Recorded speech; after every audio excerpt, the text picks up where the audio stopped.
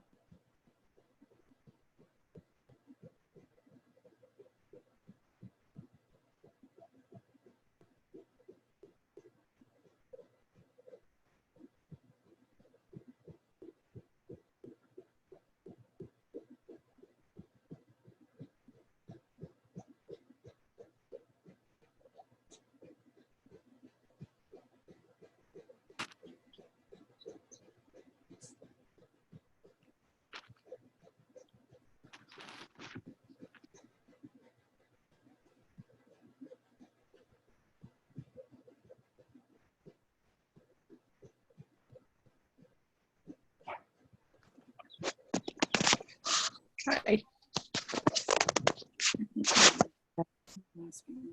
Everyone's coming on. Hello. Hello.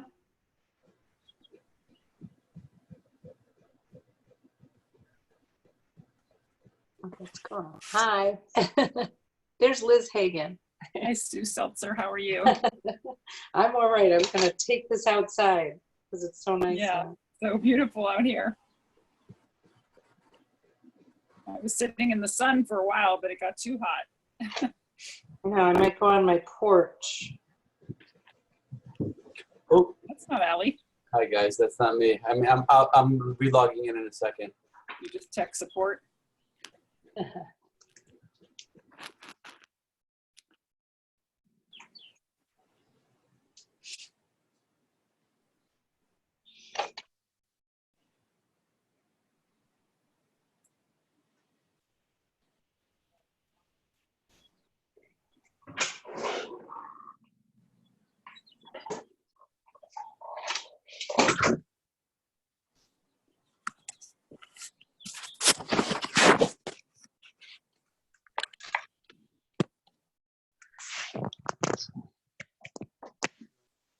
Sure. An admin and she can do it. Hi. Hi, A rabbit. yeah. Exactly. When she comes on, Yeah. just go to her thing, go to her three dots, Oh, yeah. and say make co-host Okay, I got it. or make host. Or I will whatever. do it, too. Right. In the meantime, if you want to mute all, you can just Right. unmute. Right, Hannah, don't forget 15 minutes for the eggs. Or a little less, okay? Those are going to be some hard-boiled eggs. You know,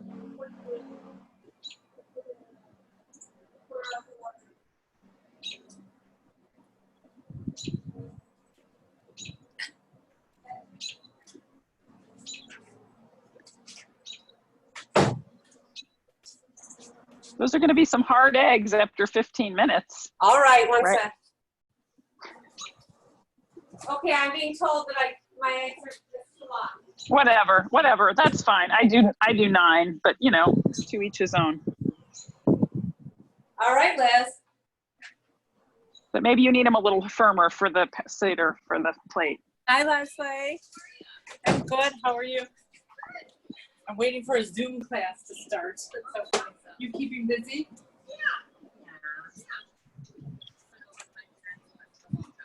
Oh, that's good. So how are they? They're all hunkered down? Yeah.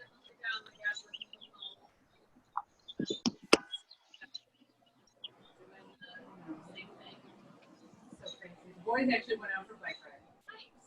I went for a walk. There's Julie. Hi, Jewel. Do you want to be the admin? Julie? Try again. I'm gonna make you the admin, Julie, okay? And she got me a couple things. Oh, can you not hear me? I actually went Julie? and told her the next week I got on. She can't hear you. I hear you just fine. I don't know. Like, I still want to go into the store. Hi, ladies. There's Julie. Hi. Hi.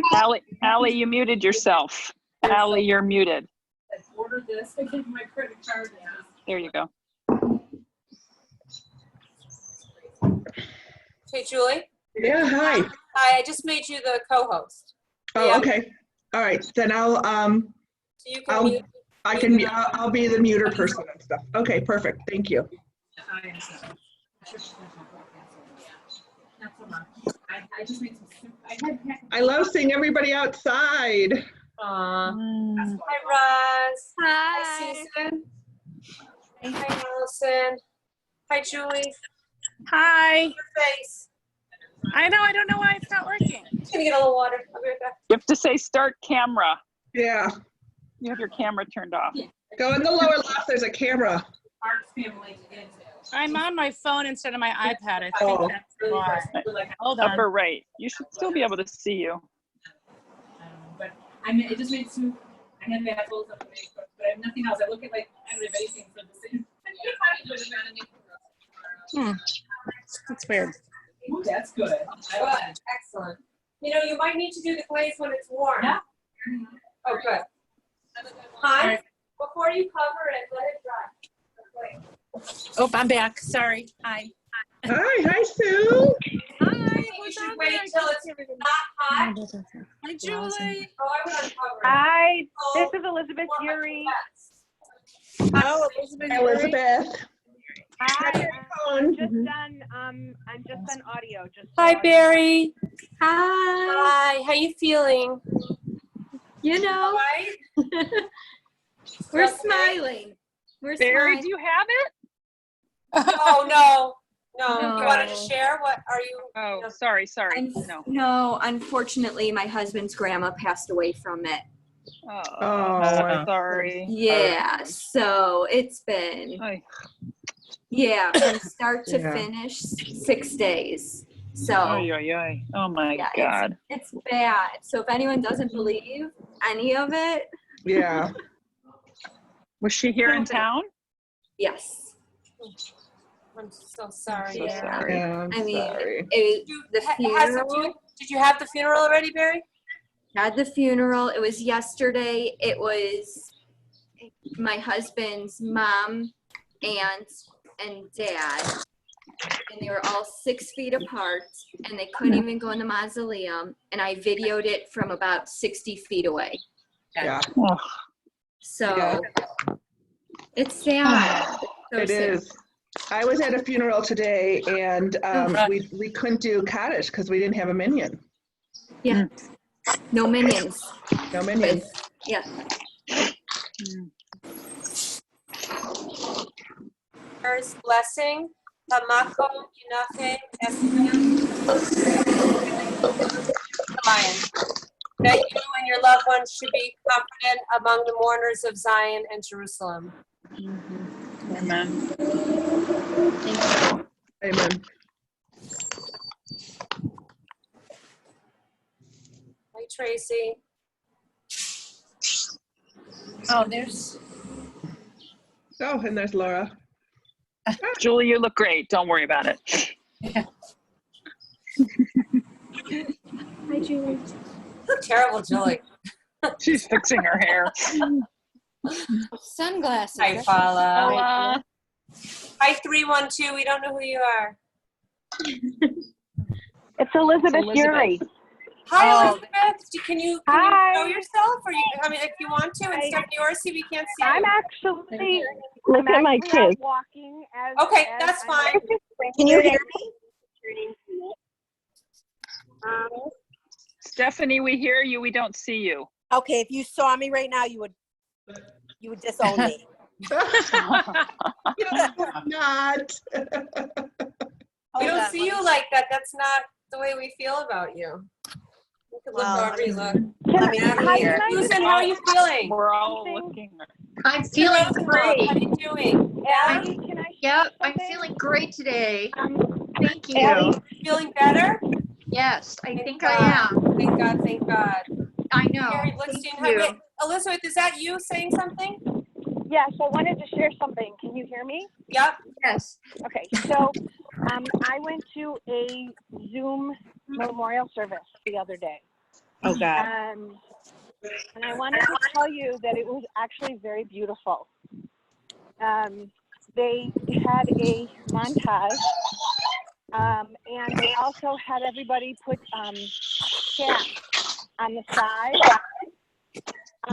It's kind of like a registration book, but they were able to write comments and save them all, so they were able to read them afterwards. Wow. It was pretty lovely.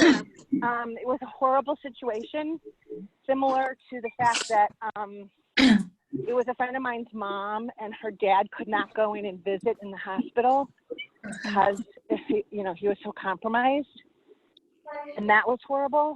But the actual memorial service was really beautiful. So I just thought I'd share that. Thank you. It's amazing. We can still make community in this way. I know. Katie, I made you a co-host with Julie. Okay. Hi, Karen. Anna. Hi, Hannah. Who do we have there? Is that Sophia? Hi. Hi, Sophia. Hi. Mazel tov, Ellie. Thank you. Yeah. Mazel tov, Ellie. Thank you. Hannah. Hey, Ellie signed in yesterday.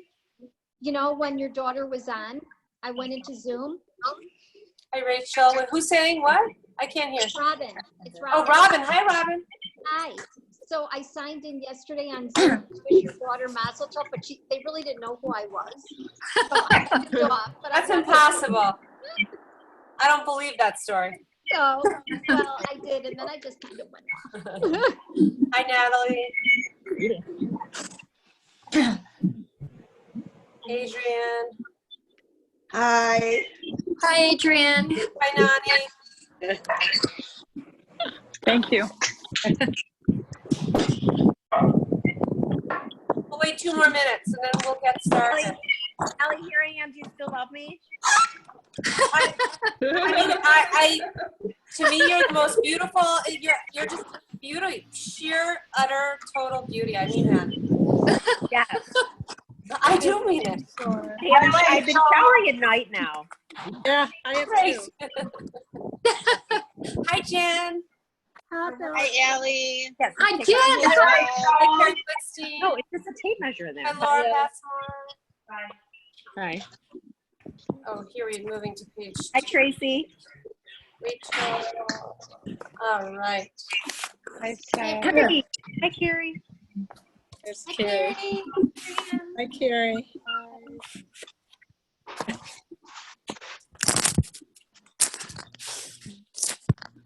Steph, you got on. I know. Can you believe it? Liz, Yes, Adrian. Yeah. hair, What's that? cute hair. You like my hair? I was trying to be like my daughter. Oh, Thank you. yeah, because you're all dark, Liz. I got All it. dark. Hi, Lauren. Hi, guys. Hi, Katie. Laura. Hi, You Fran. look about And I brought everything up except for 2 boxes.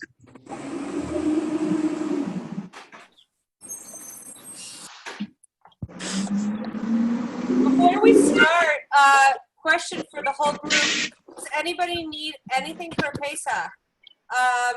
Besides people talk to personally. I know I spoke to Rachel Sapensley and she said she's happy to help make food. I know other people would be as well, or Haggadahs or a Seder plate. Does I need anybody Haggadahs. You need a Haggadah? I need 4 Haggadahs. You got it. I have my mother's and I can't find anything. Okay, I have so many of those. I have so many of these. Me too, if anybody needs. I had the like old Folgers ones, you know, like with the coffee, the Taster's Choice. Tracy, I have Maxwell 4. House coffee ones are, when I went to Jewel Motzi Shabbat on Howard. Yeah. and Oh. they had quite a few there. Oh. Tracy, I have a million of these. If you call me when you're in the car, and I'll have 4 waiting for you. That would be great. I'll text you and I'll just come pick them up from. Okay. Anybody else have needs for the Seder? Or know anyone who needs for the Seder? You're too far. I have some. I'm kidding. All right. That's awesome. We have such a great group of amazing women. Amazing. Look what everything. I just bought horseradish. Yeah. Oh, look at that. Wow. That's a horse. I'm gonna make it Pretty homemade. big. Oh, gosh. Marcy. All right. Okay, Katie or Julie, maybe we'll start muting and then I'll talk for a while and then I really want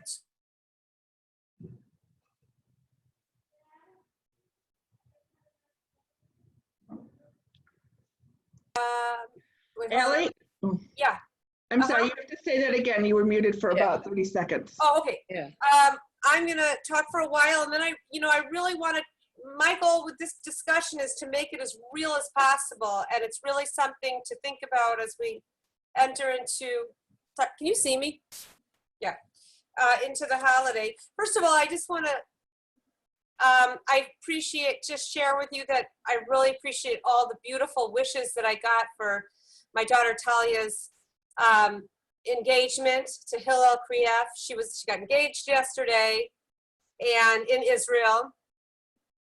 And it was amazing. And we're very, very joyful, but the world is so painful right now. I don't need to tell you that. And the I don't want to use the word particularly, but definitely very, very disproportionate in the Orthodox community. There's been a lot of deaths of great people, amazing human beings, especially in New York. And so I kind of thought to myself, this is like their engagement during this time is literally, I thought to myself, it is the step in the Haggadah called Korech. So the step in the Haggadah called Korech is when we take the matzah that represents freedom, and we take the maror, which represents slavery, and we take the bitter herbs, and we put it all together, and we eat freedom and slavery, celebration and grief, great ecstasy and great sadness at the same time. And you know, I thought it was kind of ironic because it's called the Hillel sandwich. So that's who Talia got engaged to. His name is Hillel. So I thought to myself, this is really exactly how I feel. I kept going from like elation to depression yesterday, and from hope to anxiety, and just wrestling with so many seemingly contradictory emotions. And I think that that's a very important thing to hold in mind, is that when we eat the Hillel sandwich, we eat the whole thing, meaning to say we eat pain and joy, we eat freedom, we eat slavery, we eat every emotion and its opposite. And if you look in the Haggadah, when it says to eat the Hillel sandwich, it says, and when you eat this sandwich, that encompasses everything and its opposite: freedom, slavery, joy, sadness. When you eat this sandwich, you recline. So, because sometimes we recline, like when we're eating the matzah, other times when we're eating the bitter herbs, the maror, we don't recline. But because sometimes we're free men, and sometimes we're slaves, and sometimes we're recalling servitude, and sometimes we're rejoicing in freedom. And so I think that the symbolism of the Hillel sandwich is we eat the entire package of joy and pain at the same time, but we eat it in a state of joy. That's what reclining represents. Reclining represents a state of freedom, a state of joy. And I was thinking about that yesterday because the emotions, you know, yesterday a couple of, I mean, every human being is of ultimate and absolute importance, no buts. At the same time, in New York, there were a few losses that were so enormous, of people that were so unbelievable. And we have a friend in Chicago who just moved to New York, and her husband died, and it was just a day of terrible pain. And we felt such joy that our children, that my daughter was engaged. So I really appreciated the lesson of Korech, which is one of the 15 steps, which is the human being has within her ability the capacity to hold both joy and pain at the same time. And the Hillel sandwich represents the ingesting all of it, feeling all of it. You know, at a certain point, I said to myself, you know what, I don't feel anything at all right now. I feel so numb, like I just feel totally numb. But then I thought to myself, my daughter just got engaged and my friend's husband died. I don't feel numb. I think it's my brain shutting down from feeling such contradictory emotions. But that's the symbolism of the Hillel sandwich. We eat it all, and we eat it reclined. Reclined means freedom, it means joy. We eat our pain in a state of joy because we recognize that from the darkness comes the dawn. From the pain comes the redemption. So I took that to heart. I took that to heart as I, you know, wrestled with competing emotions. But most of all, not most of all, we feel so happy, and we're really grateful for all of you for, you know, sending us such loving wishes. All right, moving on to the subject for today. You know, this is the last hurrah before we, you know, go dark, before we go into 72 hours of what's called a 3-day yontif. 3-day yontif means you have Wednesday night to Thursday, because of course a Jewish day starts in the night before. So you have Wednesday night to Thursday, first day of Pesach.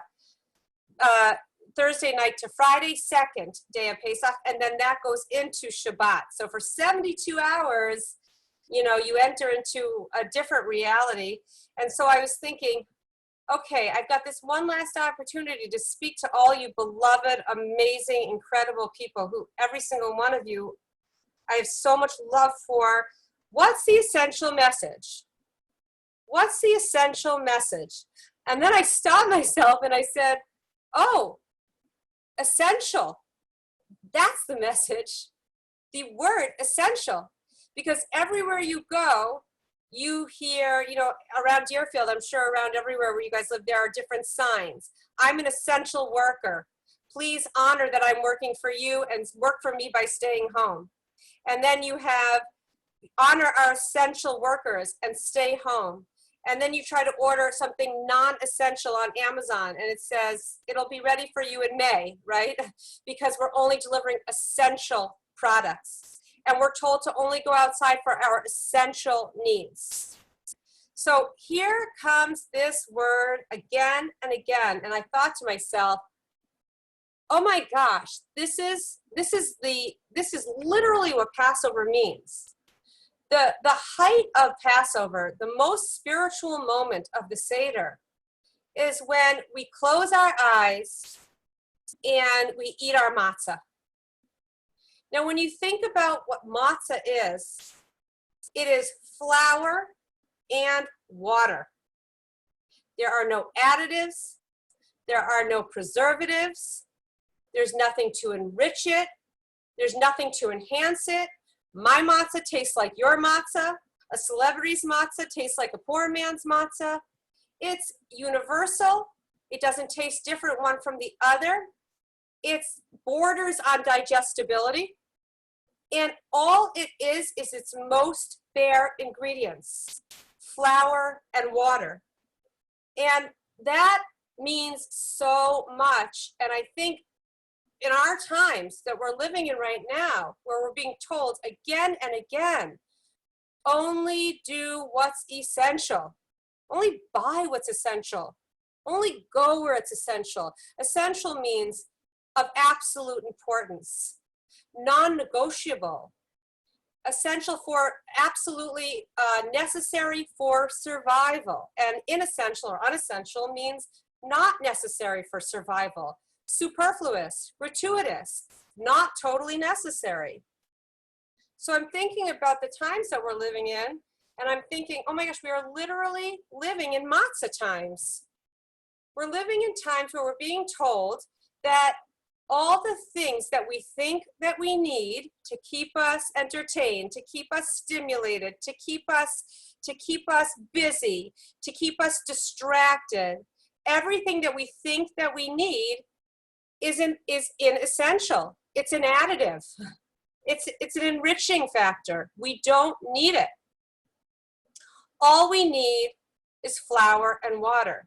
And metaphorically, when flour and water is removed, that's called death. And that's called the terrible things that are happening right now when people lose their health or people's loved ones lose their health and they're desperate. And that's when they're losing the essential. But for those of us, please God, it should be everyone on this call who have not lost, God forbid, Lo Elena, we should not lose essential. We're really being asked to take a look at really what is essentially required and how can I let go of everything that's inessential. How can I become flour and water? You know, last week we talked about how when we eat matzah, it's very important. It's a meditative act. It's not just like a crunch and everyone's laughing and saying stupid jokes. It's a moment of meditation where you're ingesting, it's called the bread of faith. You're ingesting faith. You're ingesting something unbelievable, which is, who am I separate from all of my additives? Who am I separate from my degrees? Who am I separate from money? Who am I separate from my physicality? Who am I separate from my house? Who am I separate from my career? Who am I even separate from my children? Who am I when every ingredient is taken away? Who am I at my essence? This is why there are so many unbelievable stories in Auschwitz, in Birkenau, in Majdanek, in the Warsaw Ghetto, in the Lodz Ghetto, of Jews doing anything they could to smuggle in just a little bit of flour and to smuggle in a little bit of water and then to just smuggle in a source of heat and to bake matzah, of course, the threat of death and death for the whole camp. And, you could ask a really good question, which is like, well, if matzah means freedom, why are they, why would they celebrate in Auschwitz? Why would they look to eat matzah in Auschwitz? Because when you think about it, if matzah represents our freedom, it would be better to like eat moist chocolate cake, right? For the big mitzvah, to say we're free now, like we're not slaves anymore. So what's the story with risking their lives and the lives of everyone around them to make a little bit of matzah? And I think that the real answer to that is matzah represents freedom from anything external that we feel dependent on. Matzah represents the recognition that we are something deep, deep down in our core that's independent of any external variables. And right now, it's just not important what college you go to or your kids are going to. It's just not important. You know, money is not so important right now. All the accolades aren't so important right now. Right now, we are living in the essential zone. So matzah tells us, ask yourself, who are you at your core? Because the true definition of freedom, if matzah is the bread of freedom, and Jews in the Lodz ghetto were risking their lives, and in Auschwitz even more so, were risking their lives for matzah, then freedom can't mean the conventional Western definition of freedom, which is freedom of movement, freedom of religion, freedom, inalienable rights, freedom to pursue happiness. These are the Western definition. This is the Western definition of freedom. It's not the Jewish one. In fact, Alison Nemro, I think she's here, she sent me some really, really nice photographs from her family, and she had a sign that she puts up at her Seder, and it was actually from an Auschwitz survivor, very famous Viktor Frankl, who said, the Nazis could take everything away from me, but the last of the human freedoms, which is my ability to choose my attitude at any given time. Little did we know that, even though we still have so much comfort, relative to our experience, this is the most essential moment we've ever lived in. And so matzah represents the essential. Matzah represents flour and water, the bare bones with no additives, with nothing to enrich it, to enhance it. By the way, I hate to be a buzzkill, but it's very important at your Seder that you don't eat egg matzah unless you're sick. And if you're sick, you should call my husband and he'll discuss it with you. But if you're not sick, it's very important to not eat egg matzah. Egg matzah you eat at normal times. But during the week of Pesach, we eat flour and water, baked under 18 minutes, just at the border of digestibility, to represent the fact that we are only really free when we stop being dependent on anything on the outside. And this is a really important lesson for our kids, who social media is so important for, because getting free of what people think of you and how many likes and things that, this is the time to do it. As my husband talked about this morning in his video, he talked about this is like the time that's right for tapping into the true meaning of freedom. Essential. Every time you pass a sign or get something from Amazon and it says only essential being delivered, only go out for essential reasons, think about it like this. This is the time for essential. This is the time to tap into who am I when everything else is stripped away. Who am I really? Who am I at my essence? So what I want to do is move into what I think is the most important thing to focus on who we are essentially. And then I want to unmute and really internalize this, and we can just talk about, what this means. There's a story about Maimonides, who was obviously a great, great sage, but he was also the royal doctor for the king in Egypt 1,000 years ago. And he had a disagreement with one of the other king's courtiers about the nature of a human being. So Maimonides said, The human being has certain character traits that cannot be changed. There's things that are intrinsic to a person. They can be channeled, they can be developed, but they don't change. And the person who kind of wanted to test Maimonides, maybe he wanted Maimonides' position, so he was challenging Maimonides. He says, that's not true. That's not true. Everybody's intrinsic temperament, everyone can change totally. Maimonides says people can improve and grow, but there are essential things that don't change. And this person who was testing him said, oh, yes, they do. So as a way to sort of prove this to the Maimonides, or to kind of like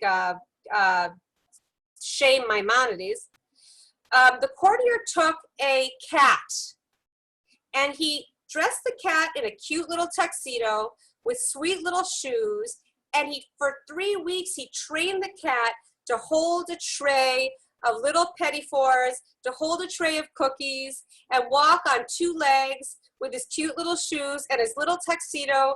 And this kitty cat walked around, and everybody thought it was so fantastic, and served petit fours to the whole court. And the man said to Maimonides, you see, I can even change the nature of a cat. And Maimonides said, you can change the nature of a cat, can you? And Maimonides goes into his pocket and he pulls out a box and he opens a box and a mouse comes out and starts running. And all of a sudden, the cat throws off the clothes, throws off the petit four, throws the tray and runs for the mouse. And Maimonides says to the courtier, a cat is at his essence a cat. So this funny story is actually very deep, which says that we have an essence that doesn't change. We have something that, whether you're in any stage of history, whatever you're going through, we have an essential soul quality. That when everything's taken away, we have an essence. And here's what I'd like to focus on for the rest of my discussion, and then I want to open it up to you. What I think one of the most essential, flour and water, when everything is stripped away, qualities, is gratitude. And right now, I want to give about 10, 15 minutes on talking about how unbelievably important it is to understand what gratitude is, especially in our times of essentialness. What is gratitude? Is it just like, you know, some people are upbeat. You know, you call some people, right? You know, David and I call a lot of people right now. Some people say like, I'm great, I'm fantastic, I'm totally fine. They're probably lying, but they say, right? And other people say, I'm anxious, I'm scared, right? Everyone's having a mixture of emotions. Is gratitude just like some people are lucky to have it and other people aren't? Absolutely not. Gratitude is an essential quality. And I think the best way to understand how important the ability to find gratitude in our times is to look at 2 things. One is our name, Jews, and 2 is the very first word that Jews say in the morning. Our first word and our name.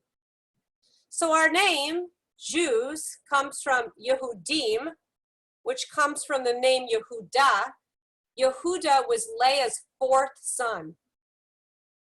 And Leah was told through prophecy that there were 4 wives, Rachel, Leah, Bilhah, and Zilpah, and that they were destined as a collective to have 12 sons who were going to be the 12 tribes of Israel. Now, Leah first, although she was the less loved wife, the first son she named Reuven, which comes from Reu. See, now my husband will see me, because of course we know Yaakov loved Rachel. Yaakov loved Rachel more, and it was a great source of grief to Leah. So Leah said her first son was Reuven. See, now I've got a son. Now my husband will see me. The second son was Shimon. Now my husband will hear my pain. And the third son was Levi. Now from Leviah, which is what we do at a funeral. It's called to escort. Now my husband will escort me. Now he'll join up with me. And then she got pregnant again, and she had a fourth son, and she named him Thank You. She named him Yehuda, which comes from the root Toda, or Lahodot, which means to thank. See my pain, hear my pain, escort me in my pain. Thank you. So what in the world is going on here? Why would the fourth one be named Thank You? So we learn that the first three, she almost kind of sort of felt entitled to, because they knew through prophecy that the four women collectively were going to bear 12 sons. So 3 into 12 goes 4 times. But the fourth one, she felt was just a gift. She didn't feel entitled to it. She felt it was a source of gift, that it was just a free gift, that she was not entitled to this free gift.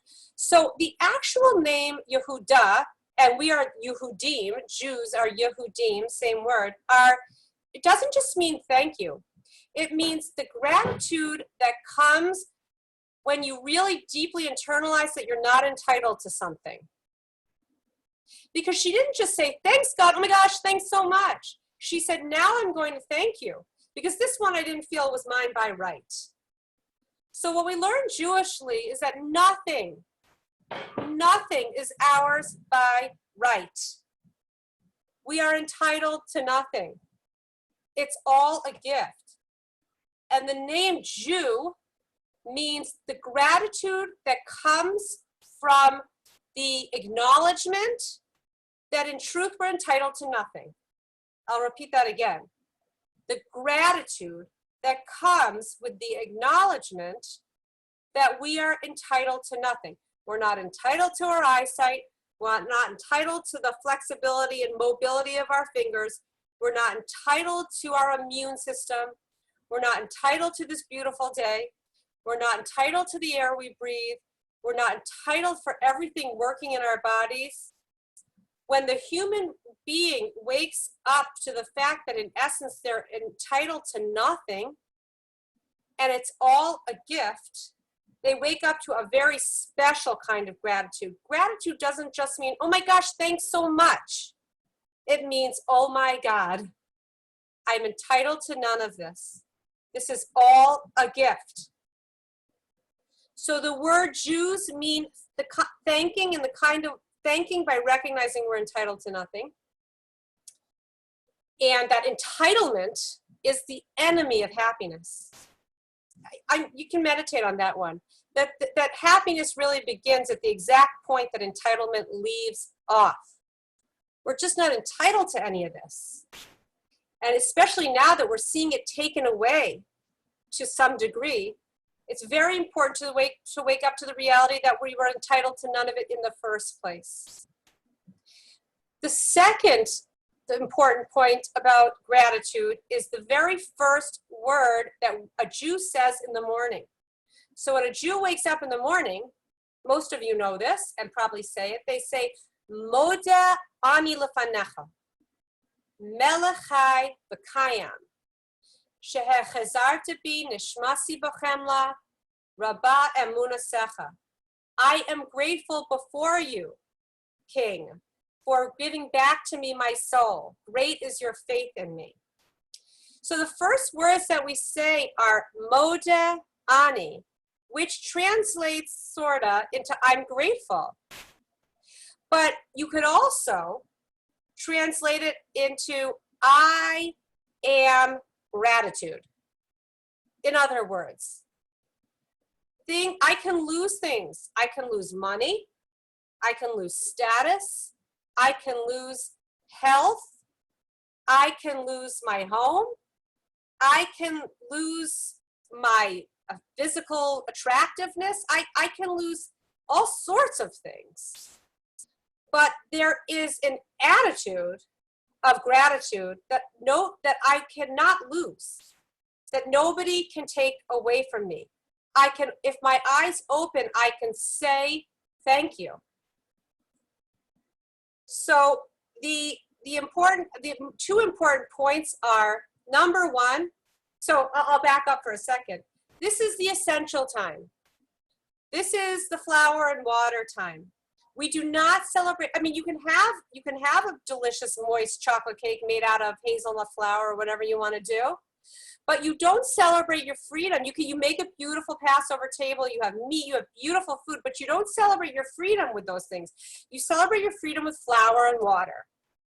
Because freedom doesn't mean freedom to buy and have and go where you want and do what you want. That's the Western version of freedom. I don't mean to minimalize it, but to a certain degree, it's the freedom to pursue life, liberty, and the pursuit of happiness. But Jewishly, freedom can't be stripped even by the Nazis. Freedom is the ability to choose one's attitude at any given moment, even when everything external has been stripped away. In fact, it's even easier. The person who said that best was Natan Sharansky, who said, interestingly, who spent many, many years in a gulag, in a Soviet prison, in solitary confinement, in the worst of circumstances. And he ironically said, and he pined for the land of Israel. And then ironically, years later, when he moved to Israel and he became, very, very well known and well established in Israel, he said, you know what, this is very hard to convey to you guys, but I felt a lot more free in the gulag than I do now. Because now I'm surrounded by additives, so to speak. I can choose this, I can choose that, sweeteners and things that distract me and things that take me away from my essence. But there I was flour and water. So that's how we celebrate our freedom.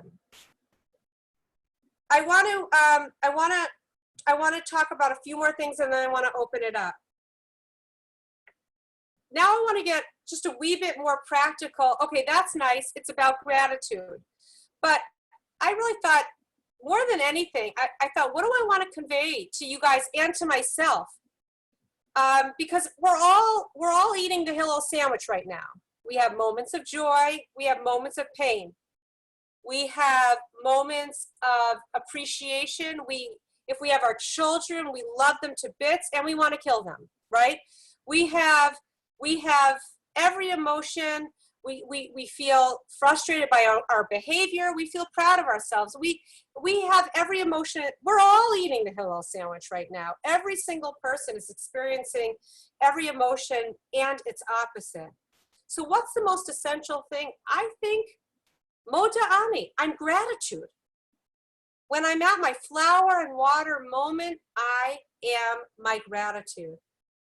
There's two places in the Haggadah that really tell this so beautifully. Now, I know David spoke a lot about Dayenu, and I spoke a little bit about Dayenu, and you've probably heard it, but the secret of Dayenu is so awesome.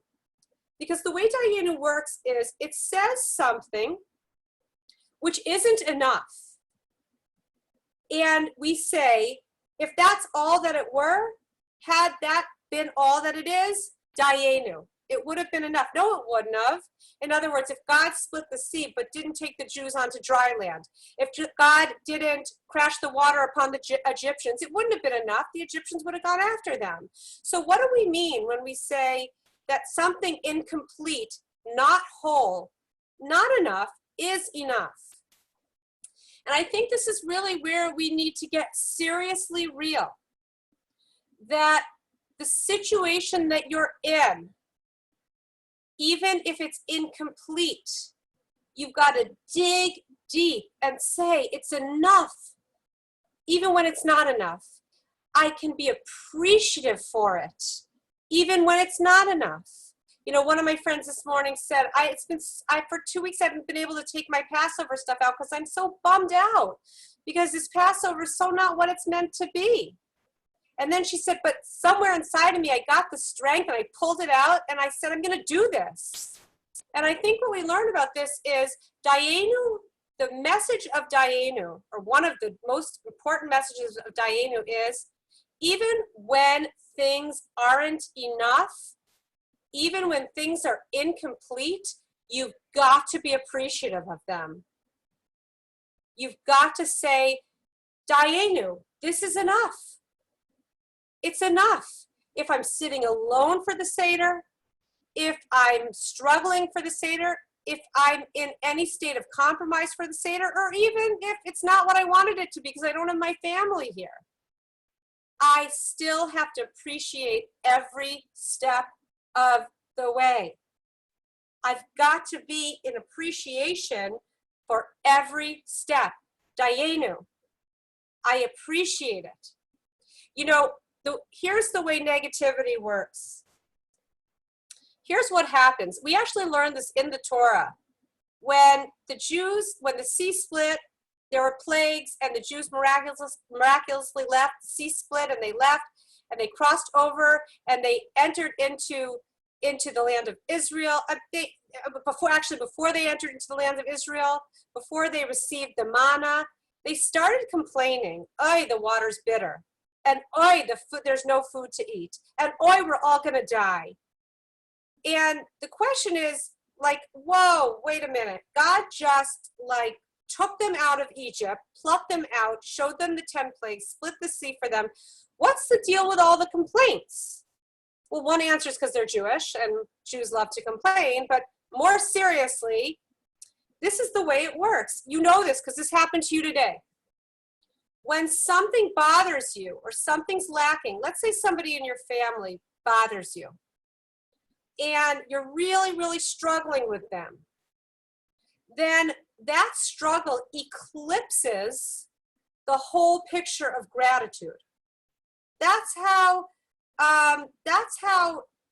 we're wired. We're wired to not only experience the lack, but only notice the lack. So we'll be in our frustration. Let's say you're married and you're having a really hard time with your spouse right now, which is entirely possible. So you're all of a sudden the thing that you're complaining about, the thing that's bothering you or triggers you, is the whole picture, and that's where you're in, and it's eclipsed all the good that is waiting, almost inviting you to see it, to notice it.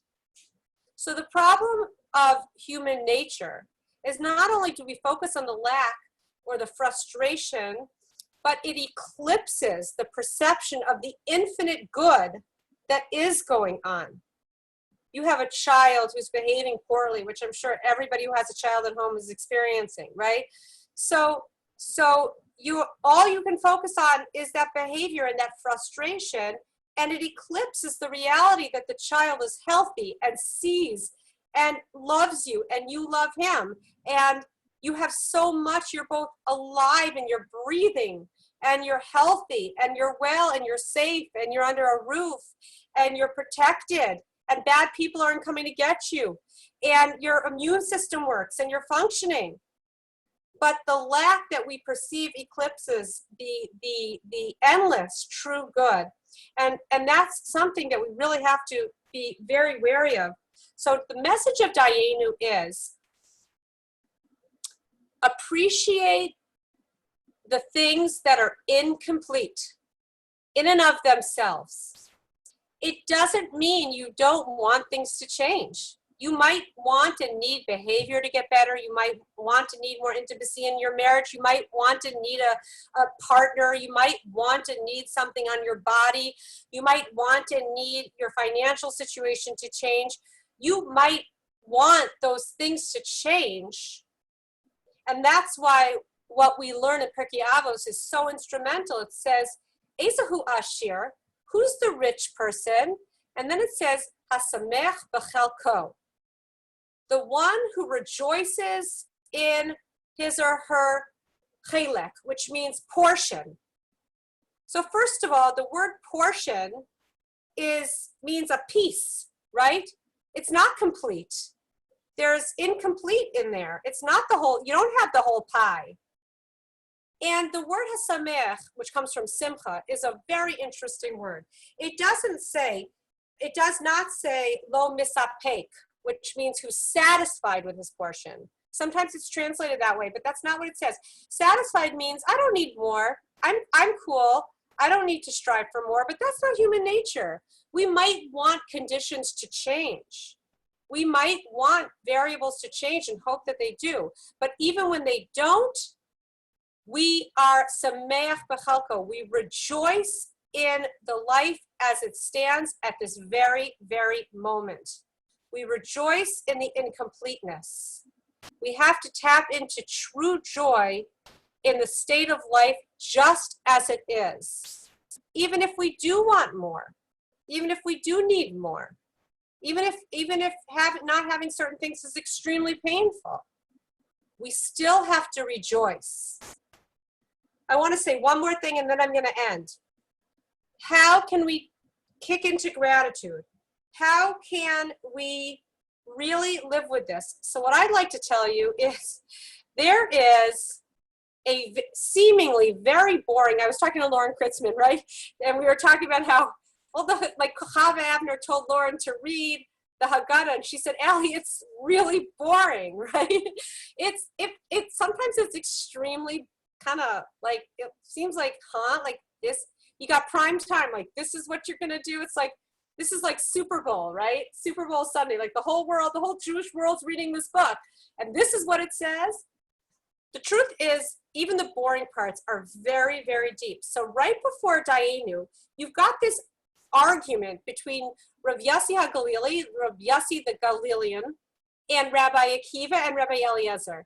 And they're arguing like how many plagues were there actually, how many facets to the plagues, how many, you know, were there 500, were there 10, how did they look and whatever. And at this point your kids are like, enough, you know, you're torturing us. But there's a very deep message to why they're harboring this minutia, like how many, how much, what lack. And here's the thing that I want to end with. The way to tap into truly meaningful gratitude is to get super specific in your gratitude. The way to tap into living with thankfulness is to stop being so amorphous, so kind of like, oh, I'm really thankful for my eyesight. Are you? Let's talk about it in detail. Rav Yossi, Rabbi Akiva, and Rabbi Eliezer were fighting about the details. Get into the details of the things that you're not entitled to, of all the gifts in your life. I'm going to give you an example that I've told in class before, but it was just such an amazing experience. So I told you this a long time ago, but a long time ago I had a guest from the ex-Soviet Union for a Shabbos, and she had never been to a Shabbat before, and you know, the whole Shabbat she was very quiet. I didn't know if she hated it or if she liked it. I didn't know how good her English was. She was very, very quiet. Okay, you know, it was I smiled and it was warm, but you know, she didn't seem like she really understood, but maybe, I don't know, she was very shy. Anyway, about a week later, I get a card with a flower in the mail. And I open this card and it says, Dear Ellie, thank you for the most beautiful Shabbat. And then she proceeds to list, in list form, everything she saw. The table was set with a white tablecloth and the silver and the glasses, and the napkins came out of the glasses. And then you had the challah.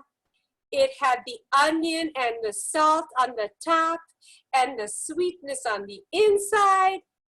And then the chicken soup with matzah balls. I loved how the celery and the onion and the carrot floated to the top. And what were those little nuts, those crunchy things that the children put in? And the roast and the peach crisp. It was sweet and it was savory with the kosher salt on the top. On and on and on until the brownies at the end, and the singing, and not one detail missed. And I thought to myself, this woman has never experienced Shabbat. She just left the Soviet Union where Shabbat was illegal. She knows nothing, and she knows everything. She's got the essence. That the way to make gratitude real is to get specific. tell me, what is the difference? And by the way, I lost it when we moved, but I put that card on my refrigerator, and every time I started feeling down or pouty or in a bad mood, I would look at it, because I recognize that it's not happy people who are grateful.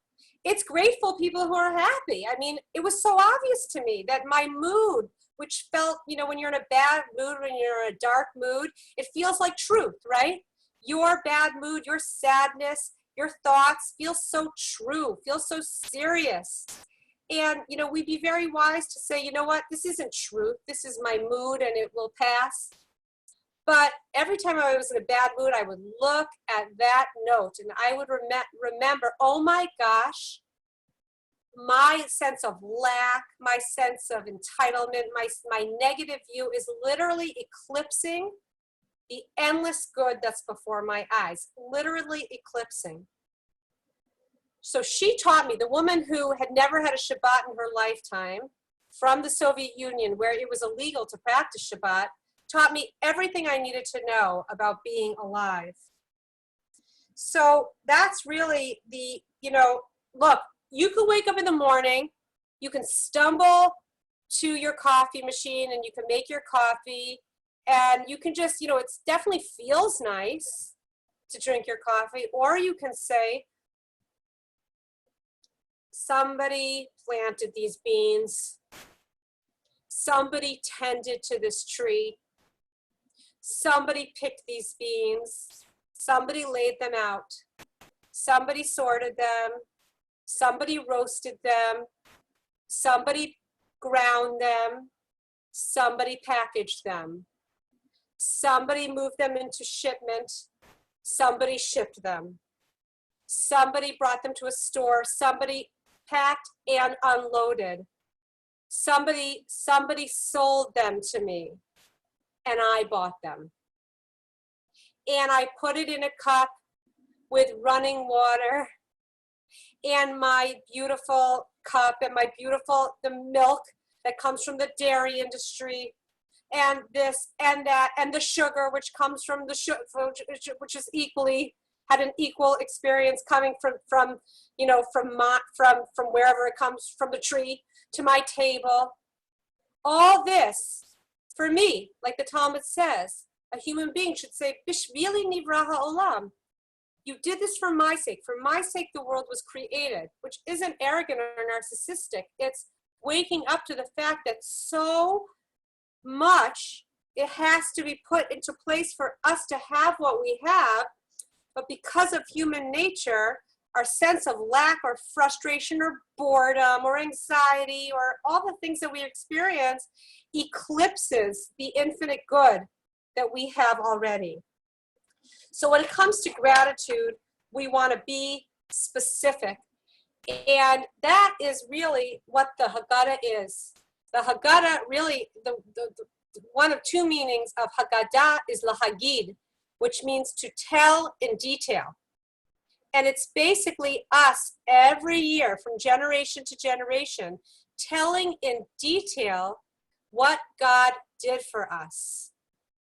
So I say that just to end, we are living in essential times. It's all about essential workers, essential products, essential trips outside the home, essential people, essential. And it's designed right now for us to say, oh, right now we're ingesting the essential as Jewish people, which is flour and water with nothing added, to remind me that true freedom is when we lose dependence on all the external things that we think we need for approval or we think we need to live, and to tap into who we really are at our essence. Our essence is gratitude, like we say in the morning. Moda'ani, I am gratitude. I am a Jew, and a Jew means gratitude, but not just plain good old-fashioned please and thank you, but the kind of gratitude that comes from the fact that the deep awareness that we are entitled to nothing in this world, that everything we have is a gift from Hashem, and nothing is ours by right. The things that block that are entitlement. The things that block that are seeing that the eclipsing nature of lack. And that's what Dayenu comes to teach us, which is even when you're in a state of lack, appreciate, appreciate, and appreciate what you have already. And the paragraph before that seems so totally boring about some big argument about how many plagues, how many fastest to the plagues, were there 500, were there 50? Huh? And your kids are like rolling their eyes because you're annoying them so much, right? What does that mean to tell us? The secret to gratitude is be specific in your gratitude. And that is the essence of Passover. And truly, in these times, which are so anxiety producing, is the true meaning of feeling joy in the pain. We're all eating the Hillel sandwich. But amidst all the pain and worry and fear, we also need to eat the joy. And our sages tell us when you eat that Hillel sandwich, eat it reclining. Why? Because you want to eat your pain and joy in joy. Joy with the knowledge that everything is ultimately from the King of Kings, from the source of all reality, from Hashem himself, that everything is one, nothing is random, everything is purposeful, and please God, we'll come to know that purpose very soon, speedily in our days. So I want to wish everyone a beautiful Pesach, and we're going to unmute, and if anybody has any questions, any thoughts, anything they want to add, now is a wonderful time.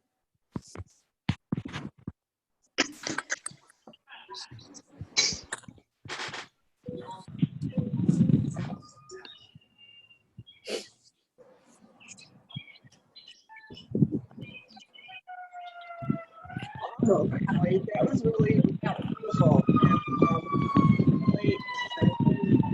Share that with my family. Wait, Julie. Okay, here you are. Wait.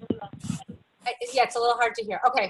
That was really a beautiful way to look at it. I loved the metaphor of matzah and the essentials to what we need now in life, and I can't wait to bring that to my Seder tomorrow night. Thank you. I'm grateful for you, Allie, and for all these very I'm grateful wonderful for you too, Julie. people that I see here. A lot of gratitude to all of you. You guys are the rock stars. You guys are very precious. All of us. Thank you, Ellie. You're welcome, Roz. Allie? Yeah, Paula. There is a significant difference, which I never really understood. Being grateful. You know my story about doing gratitude, writing what you're grateful for on the shower door. Okay. But there's a big difference, which I never realized, between recognizing gratitude isn't something you can sit back and say, I'm so lucky, or I'm so happy, or it's that this is what I've got, and it didn't have to be that way. That's a huge change. Mm-hmm. You mean moving from counting your blessings? Distinguish it again for everybody. Exactly. That's exactly right. Gratitude has always been stopping and saying, I'm in the midst of all of this, I'm grateful that I've got internet, or I'm happy that I have work to do, or I'm grateful that I can make Pesach, or whatever it is. That's all counting your blessings.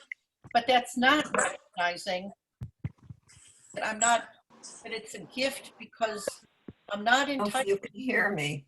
And I think that's a really important difference. When you stop thinking, you say, of course I'm not entitled to it, but we don't realize that. So what you're tapping into is the recognition that the real enemy of our happiness, the real enemy is entitlement. That entitlement, that happiness really begins at the point where entitlement leaves off. And so you're really tapping into the power of waking up to to the fact that we're entitled to nothing, which, by the way, is the name Jew. It's very important to realize so you're tapping into the subtle meaning of the word Jewish, which is very, I think, glad you tapped into it. It's definitely a reframer, and it's definitely I guess it's a paradigm shift. Gratitude is being grateful for what you have. and it always stops there.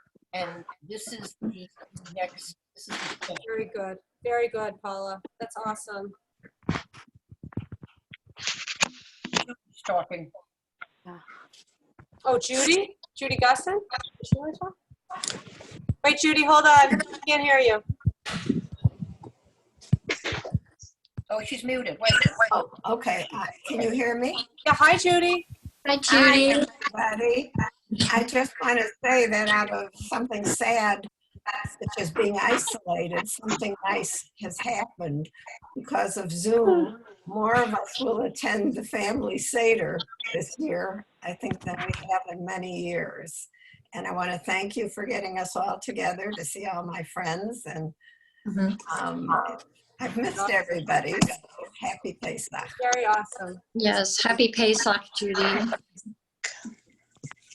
Ellie, Yeah. Susie, I just want to tell you that. Are you, Dr. can we Koa- see you, Sue? Are you here? No, I'm on the phone. Okay. I'm on the phone. Okay. I just want to say, Yasser Koach, to you, you should be strengthened from all the strength that you give us. Oh, thank you. Amen. Thank you. Very nice. Hey, Ellie, Yeah, Robin?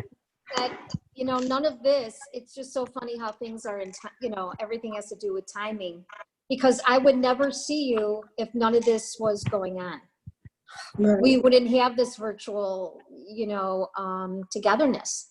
Which to me, I am so beyond grateful because I'm in Florida and I miss everyone and I miss your class. And this gives me a chance to reconnect. And I think everyone is reconnecting with people who they haven't spoken to. And it's just giving people the time to say, whoa, we really need to slow down. And It's unbelievable that this is this era of history. We're experiencing this, but we're experiencing with this knit together nature of Zoom and the internet. And, I'm grateful for technology because it's so hard being away from family. Even if we are near our family, you can't be with your family and your family. And now I'm listening to you, I'm watching you and David, and it's just the best. It doesn't get any better than this, really. This has made my Pesach, which is Glenn and myself, so much more meaningful because my 30 people who were supposed to be here Thursday night all got packages today delivered. So you're saying Dayenu. I am fully celebrating and appreciative for this great thing that I have, even though it's incomplete, even though other things aren't happening, they're not in place. But at this moment, I say I'm appreciative for this. That's what you, Robin, I think that's what you just did. Well, thank you, Allie. You're a blessing. It's just. Thank you. Love you, Robin. Love you.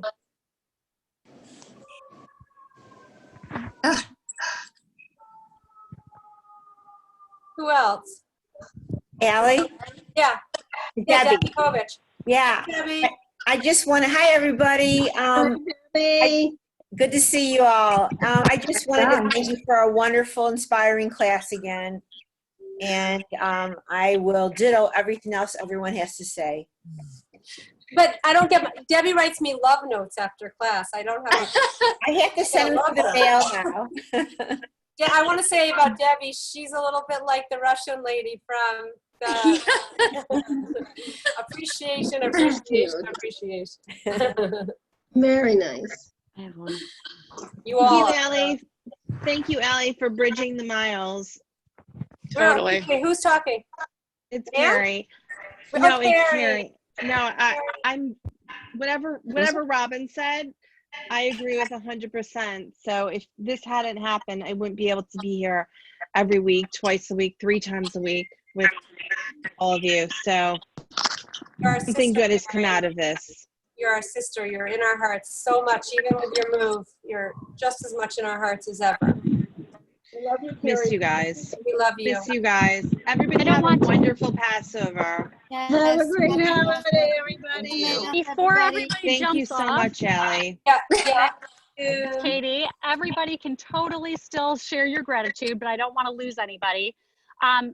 L'Chaim Center communication starting tomorrow is going to go pretty dark because you guys, you know, it's Pesach and then it's Shabbat. So I just wanted to remind everybody about the Shabbat, the Havdalah call Monday evening will be the first time we'll see everybody's faces again. So please join us at 8:35 and you can, 8:35, I'm sorry, not Monday, 8:35 Saturday night, Havdalah. Right. And the Zoom link is in the email today. Very Yes, good. Yeah, that's important. And I love everybody and I'm so grateful for all of you. Thanks, Love Katie. you, Katie. Thank you. Anyone can get off, but does anyone have anything? I'm here. Anything else anybody wants to share?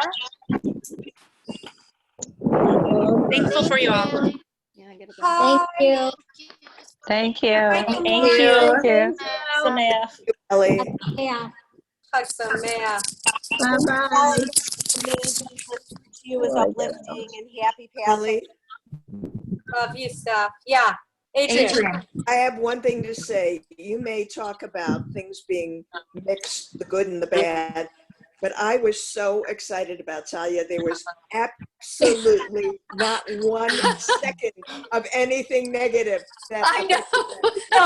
So you weren't eating the Hillel sandwich. You were just in Sameach B'chalka. You were not eating the Hillel sandwich. You were just experiencing joy. And you know what? Do you know the definition of a good eye in Ayin Tova? The definition of a good eye is a person who feels the joy of another person, as much as the person, whose joy it is. So, Adrian, thank you for just being in pure joy. It was the best news in weeks. You're second in my bowl. The truth is, it's so awesome and was so really. It's really It's a great. little crazy to me that I haven't met my future son-in-law, but It's adorable. what? Very handsome. He's handsome. He's adorable. Allie, another thing. Allie, can you hear me? Yeah, 100%. Yes. Pesach Klibanow is off the ventilator. Yes. Yes, he is. Yes. God willing, Pesach will be home for Pesach. Sharon Klibanows son. Wonderful. Yeah. That's the best ever. Yes. Certainly is. Really great. Certainly is. Terrific. It's wonderful news. Wonderful. Good news. Yontif, everybody. Good Good Yontif. Yontif. Talk soon. Good Yontif, everyone. Thank you. Love you. Chag Sameach, everybody. Have a wonderful, wonderful Pesach. Love you. Thank you. Bye. Bye. Ellie. I don't know how to get out of this. You can stay here, Sue. Allie? Hi, I finally got 2 of my friends to come to your class today. Oh, was that, who was it? Darlene just left, and I don't know if Susan is still on. So Oh, hopefully Darlene and we'll Susan. see Oh, that's so them. funny because in the class I said, oh, there's some new students, Darlene and Susan. They were, then not only did they come, but they were nice and early. Good. And Susan tell left you a them. note I saw on the screen. Send them a message that I really enjoyed, having new people, and it was great to have them. Okay, I will. Sue Gottlieb, you still there? I am. There's a leave meeting and in the bottom right, just kind of hover. I know, but this is the first time I'm on my phone, and so I just have no clue what to do. Maybe just hang up. Push the button. I don't use the phone, so I don't know. Oh, Maybe just push the button to turn your phone and then hang up, like a call. maybe. Maybe. I really don't know. Anyway, you ready to end, Ellie? Yeah. I know we don't want to end. I know. I love you guys. I'm happy. Bye, guys. Bye, everybody. Bye, everyone. All right, we love you, Ellie. Thank you for everything. Love you. Hey, Jewel? Yeah. Do we, first of all, I'll speak to you before, but do we have, was this recorded? Because I did want to send it to my mom. Or could we send it like as a YouTube video, but not with the end discussion? Or like, how does that work? We can send it. I probably would need to get Katie to just edit it off, or maybe Dan can. It might be real simple. We could just chop it off. Okay, so I'll ask, do you want to ask Dan or Katie? Do you want me to send it like in a little while with that and just Havdalah? So that people Yeah. remember. Is that a Yeah. good idea? No, because I wanted to send it to my mom because she likes to hear it. So I'll send you the I'll send you the email link. Is that what you want, or do you want it on WhatsApp? What's easier for you to send to your mom? Oh, it doesn't matter. I'll do both. But Okay. oh, so that's a good idea. So maybe we'll do for the We'll just right tomorrow. We'll do the Zoom meeting reminder, and then the recording. No, what we could do is I could send another one this evening that just says that's your class, and I could do the other two Passover classes in case anybody wants a last look. That Okay, are on fine. already, and then Havdalah. Okay, fine. And then David will probably do a video in the morning, and you could do Zoom again. Okay, Yeah, fine. Send it all in the morning and we'll say something like we'll have a whole new list of class schedules when we get Okay, back. good. If you can trim that or have Katie trim it or Dan or whatever, I just want to send it to my mom. So Okay, so we'll take care of that. And then I'll send that tonight, and then tomorrow we'll send something. Maybe, I don't know if you and or David want to send just a couple of, like a quick Hag Sameach. yeah, And you want to do maybe in writing would be nice since we've done so much video. just a little, like a couple of sentences, and then I'll send that tonight with now 3 Passover recordings and a Havdalah reminder. Okay, very good. That sounds perfect. And then it'll also go tomorrow as part of it too, but Very good. Okay, excellent. Okay? Yeah. All right, so just email me something, you or Rabbi David. and we'll Okay. get it out. Okay? I will. I'll tell David. Okay. All right. Love you so. All right. Okay. Goodbye. Bye.